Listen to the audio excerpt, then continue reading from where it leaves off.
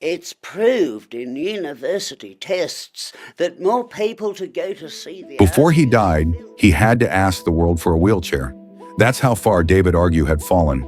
From the silver screens of Australia's most iconic films to an online fundraiser just to afford mobility. The man, once dubbed Australia's most unpredictable actor, known for his manic energy and dangerous charisma, died not with headlines or tributes, but quietly after a long and painful battle with cancer. He was 65. But what truly shocked the few who still followed his story wasn't the illness. It was how forgotten he had become. No one talks about David Argue anymore, but they should. He starred alongside Mel Gibson in Gallipoli, 1981, stole scenes in BMX Bandits, 1983, next to a teenage Nicole Kidman, and lit up cult classics like Razorback and Hercules Returns. In the 1980s and early 90s, Argue was everywhere. Wild-eyed, magnetic, uncontainable. Casting directors both loved and feared him. He was the kind of actor you never fully controlled, only unleashed. And then, he vanished.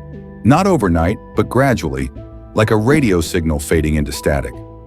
Roles dried up, appearances became erratic. He developed a reputation not just for brilliance, but for instability. Some whispered of substance abuse, others of untreated mental illness. Most simply stopped calling. In 2024, a GoFundMe campaign surfaced online. David Argue, once one of Australia's brightest cinematic flames, was in severe pain, unable to walk, and desperate for a wheelchair. It raised barely enough. A handful of loyal fans noticed. The industry remained silent. He died 1 year later, on July 29, 2025, not in a hospital surrounded by family or friends, but in quiet isolation. His death made a few headlines in Sydney. Some film sites reposted old clips, but there was no national mourning, no retrospectives, no proper goodbye. Yet behind that silence is a story worth telling. Because David Argue wasn't just a talented actor, he was a symbol of what happens when brilliance goes feral, when fame collides with volatility, when an industry that celebrates eccentricity punishes it the moment it becomes inconvenient. What happened to David Argue? Why did he disappear? And what secrets, professional, personal, psychological, lay beneath that wild grin and burning stare? Let's return to where it began, to the raw, untamed rise of a man who could have been a legend and chose to burn out instead. To understand the world David Argue came from, you have to understand Australian cinema in the late 1970s and early 1980s, a cinematic landscape that was wild, emerging, and full of contradiction. It was a time when the Australian government began heavily funding local film production in a push to define national identity through art. The result was a strange, beautiful beast, a film industry that embraced the outrageous, the unconventional, and the unpredictable. And David Argue, with his magnetic unpredictability, was born into it like a lit match in a room full of dynamite. He trained at the National Institute of Dramatic Art, NIDA, in Sydney, Australia's premier drama school, the same place that produced Mel Gibson, Kate Blanchett, and Hugo Weaving. But even among the talented, Argue stood out, not just for his acting ability, but for his energy. Friends and directors often described him as impossible to ignore. He didn't simply perform, he exploded. The early 1980s became his playground. Australia was producing films that blurred the line between commercial success and raw artistic experimentation. Gallipoli, 1981, directed by Peter Weir and starring Mel Gibson, was a critical and cultural hit that defined a generation's understanding of Anzac identity. In that film, Argue played Snowy, a supporting role, yes, but one that hinted at the wildness inside. His eyes burned with a kind of unfiltered presence. Then came BMX Bandits, 1983, where he starred as Whitey, a cartoonish villain in a hyperkinetic adventure that became a cult classic. The film launched Nicole Kidman's career, but Argue's manic, rubber-faced performance remained burned into the memory of every kid who watched it. He wasn't acting, he was channeling chaos. The theme that quietly emerges from these roles, and the man behind them, is clear. David Argue didn't want to be tamed, not on screen and not off it. His energy was radioactive. Directors would sometimes shoot dozens of takes just to find one they could use. Not because he couldn't act, but because he refused to be boxed into conventional rhythm. He could play heartbreak, hysteria, horror, all within one monologue. But that brilliance came at a price. Casting him meant taking a risk. Working with him meant surrendering control. This is where the central theme of his story crystallizes: the danger of unpredictability in an industry that rewards conformity. As the Australian film industry matured in the 90s, the space for wild cards like Argue began to shrink. Audiences wanted polish, producers wanted reliability, and Argue, brilliant, volatile, deeply nonconforming, found himself without a home. While his peers went on to Hollywood or found steady work on television, David wandered. He took sporadic roles in offbeat films and short-lived TV shows, but the magic of those early years never fully returned. Some say he sabotaged himself. Others argue the system abandoned him. But one thing is certain: he was not made for longevity, he was made for combustion. And so the stage was set, not just for a career of dizzying highs and crushing lows, but for a slow descent into obscurity, illness, and ultimately, a death that passed by almost unnoticed. But buried in that descent is a question we can't help but ask. Did David Argue want to be remembered, or did he prefer to disappear on his own terms? It began with a silence before the storm. David Argue wasn't launched into fame with a PR campaign or a calculated role. He arrived like weather, uncontrollable, electric, and impossible to pin down. From the moment he stepped on stage at NIDA, professors knew they were dealing with someone different. Not just talented, dangerous. He could embody characters with an eerie commitment, often losing himself entirely in rehearsal. Fellow students recall rehearsals where he wouldn't break character for days, muttering dialogue under his breath, pacing like an animal. He didn't care about applause. He wanted transformation, and he was willing to go to uncomfortable places to achieve it. His earliest work was in Australian stage theater, where his erratic genius drew attention. One night, he'd bring the house down with a transcendent monologue. The next, he might walk off stage mid-scene, later claiming the energy in the room was wrong.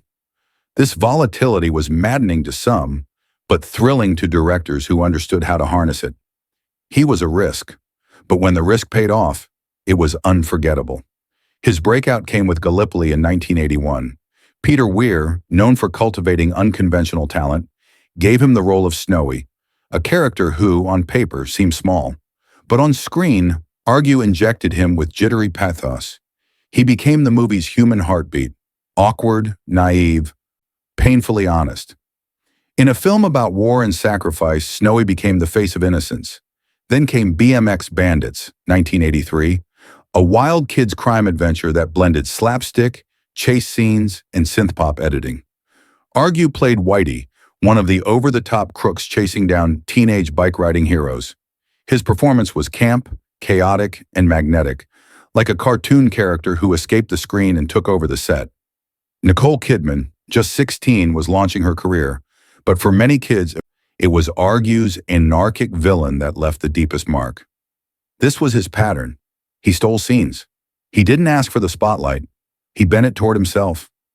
Directors either learned to shoot around him or surrendered to his orbit. On good days, he was brilliant. On bad days, he was impossible. The escalation was fast. He became a go-to face for offbeat Australian films. Midnight Spares, Razorback, Hercules Returns. His roles were wild, satirical, surreal. He rarely played heroes. He played madmen, weirdos, prophets, fools. There was always something otherworldly in his delivery, like he knew something the rest of us didn't. But as the 90s approached, something shifted. Hollywood was calling Australian actors, but not David. His unpredictability became a liability. Studios needed reliability, marketability. Argue didn't do small talk. He missed meetings. He argued with producers. And slowly the calls stopped coming. The internal conflict intensified. He turned to independent theater, fringe projects. Some brilliant, some disastrous.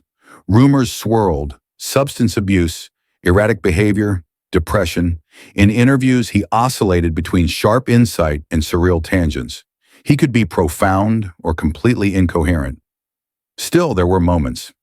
In The Surfer, 1986, he played the lead in a surreal post-apocalyptic film about alienation and self-destruction. Critics praised his performance as terrifyingly close to madness. One reviewer wrote, "You don't watch Argue act, you watch him erupt." Then just as quickly he began to vanish. His public appearances dwindled. He refused TV roles, citing energy misalignment. He disappeared into small towns, strange artistic retreats. Occasionally he'd appear in a random indie film or on stage at a fringe festival. Wild-eyed, unpredictable, unforgettable. But the industry had moved on. In 2010s, younger actors knew the name David Argue, but more as a legend or warning than a peer. Casting directors would say, "He was brilliant once," and that was the tragedy. His legend became myth, his myth became rumor, and his reality became isolation.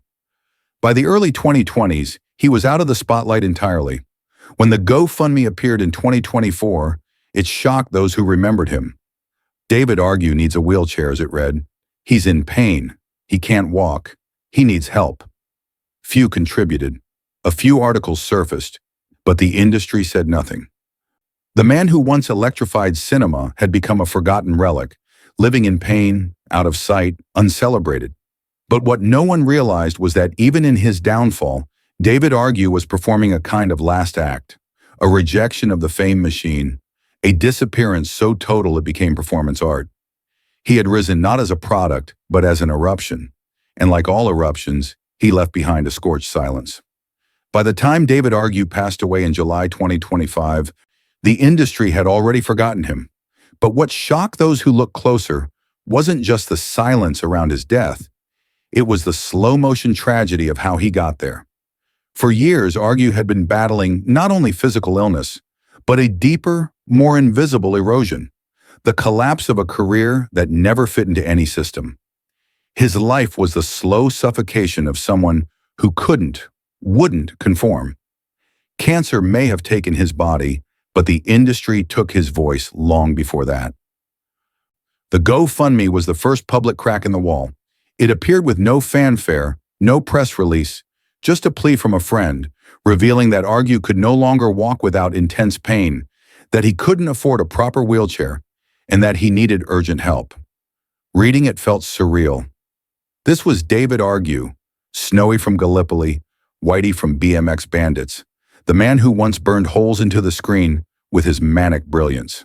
Now begging, not for fame, not for a comeback, but simply for mobility. And the response? Muted. A few fans donated. A couple of film buffs posted clips. But the system that once applauded him stayed silent. No outreach from industry guilds. No tribute from NIDA. No response from the major studios who once cashed in on his chaotic energy. There's a darker truth here, a reckoning that no one in the industry wants to admit. David Argue was punished for being unmanageable, not criminal, not abusive, just wild. And when his wildness stopped making them money, they let him disappear. Behind the scenes, those close to him revealed even more troubling details. In private, Argue had long struggled with mental health. His erratic behavior on set was not just theatrical. It was a cry for structure, for understanding, for help. He was never diagnosed publicly, but many who worked with him suspected bipolar disorder or a similar condition. And yet there were no interventions, no safety nets, only distance. He burned bridges? Yes. He refused to play the game? Yes. But did anyone ever stop to ask why? One former director, who spoke anonymously after his death, said, "David wasn't difficult, he was fragile. We didn't know how to handle someone like that, so we labeled him trouble and moved on." And then there's the question of his disappearance. In the last decade of his life, Argue lived on the fringes, sometimes in rural Victoria, sometimes in Sydney's lower-income suburbs. He rarely answered messages. He refused most invitations. But he never lost his fire. In one rare message to a friend, he wrote, "They wanted a clown. I gave them fire. They applauded, then ran." Even in decline, he understood exactly what had happened. The public didn't know this version of David. They remembered the wild-eyed villain, the jittery anti-hero. But those who saw him in the final years describe a man weathered but sharp. Still funny, still unpredictable, but also tired. Very tired. His final months were spent in and out of hospital care, relying on friends for rides, food, and emotional support. His cancer had spread. He was often in pain, and yet even then he refused pity. In one hospital conversation, recorded by a nurse, he reportedly said, "I've already died, love. I just haven't stopped breathing yet." There was no funeral, no televised memorial. His body was cremated quietly, his ashes scattered without ceremony, according to what friends believe were his final wishes. The public barely noticed. A short obituary in the Sydney Morning Herald, a post on a Facebook fan page. That was all. And yet beneath that silence lies the truth. David Argue wasn't just a fallen star. He was a sacrifice to an industry that celebrates madness on screen but has no room for it in reality. He was too real, too raw, too unpredictable. And so, they let him fade. But now we remember. Because while the world watched others rise and fall, David Argue lived outside the frame and burned with a light we couldn't contain. At Legends and Secrets, we look for the stories that fell through the cracks, the lives that didn't end with applause but with a whisper. David Argue is one of those stories, not because he lacked talent, but because his kind of brilliance wasn't built to last in a system that demands polish over passion. There's something almost prophetic about David Argue's trajectory. He burst into cinema like a storm, breaking rules and reshaping expectations, not by design but by instinct. You couldn't direct him so much as try to stay out of his way. And yet for all that raw power, the industry never truly knew what to do with him. Our opinion? He was punished for being authentic in a business built on artifice. When his volatility became inconvenient, he was quietly dropped. No farewell tour, no tribute reels, just vanishing credits. Was he difficult? Absolutely. But so are many of the greatest actors of any generation. The difference is that David didn't have the machinery, the agents, the PR teams, the brand managers, to soften his edges. He didn't know how to self-market. He didn't know how to apologize for making people uncomfortable. He just was. And in that, he became a mirror for an industry that loves danger only when it's profitable, that celebrates madness when it's scripted, but flees from it in real life, that builds legends only to exile them when they can no longer be controlled. We believe David Argue never wanted fame. He wanted freedom. And for a brief window in the 1980s, he had it. He ran wild across screens, leaving behind performances that felt less like acting and more like exorcisms. Then when the ride ended, he chose the margins, burning bridges instead of building brands. He could have played the game. He could have stayed quiet, taken small roles, behaved. But that was never who he was. And in the end, that refusal to conform cost him everything: his career, his community, even basic support when illness struck. And so we ask you, what do we owe people like David Argue? Do we remember them only when they're useful? Or do we honor them when the spotlight goes dark? We hope this story stirs something in you, not just nostalgia, but responsibility. Let us know in the comments, what do you remember about David Argue? Which performance burned itself into your memory? And do you believe that legends like him deserve better? Some stories are never told, but now you know. David Argue's life was not a headline. It was a flicker, a flare, a brilliant burst of chaos that refused to be choreographed. He didn't follow the expected path, and he certainly didn't leave the world the way stars are supposed to. There was no curated Instagram goodbye, no final interview, no last Oscar tribute, just a quiet passing, and a few memories left smoldering in the hearts of those who remember what he once was. He lived at the edge of control, and when the industry pulled away, he didn't chase it. He let it go. In a time when actors are trained to craft brands, David Argue remained raw, unshaped, untamed. He was a relic from a different era, one where madness and art still danced together before the accountants arrived to separate them. There is something beautifully tragic about the way he chose, or was forced, to disappear. Because disappearance is not the same as failure. Not for someone like him. It was perhaps a kind of freedom, a final performance no one could direct. And now, knowing how he ended, we look back on those old scenes differently. The manic laughter, the wide eyes, the strange pacing. It wasn't just acting. It was truth leaking through fiction.